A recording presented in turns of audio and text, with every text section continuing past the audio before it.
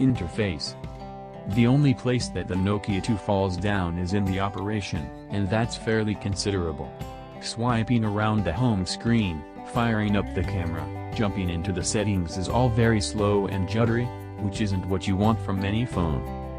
That said, it's at least predictable in its speed, so you know when you're going to have to wait for something to load.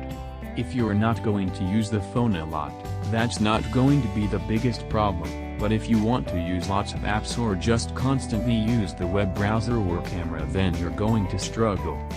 It's only got a very paltry 8 GB of storage on board, and while you can add in a microSD card into the mix, up to 128 GB, that won't help if you want to download loads of songs on Spotify or have plenty of apps on board.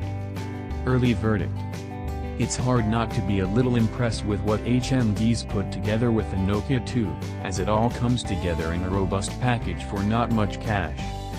The performance of the phone suffers from the lower spec list, but there has to be some offset to allow for the price. That said, we hope that the HMD engineers tune up the speed a little before launch, as our prototype unit doesn't work fast enough to not great. But overall, the Nokia 2 has a great design for the cost, an acceptable camera, possibly strong battery life, and brings some of the decent elements from more expensive phones to a cheaper unit.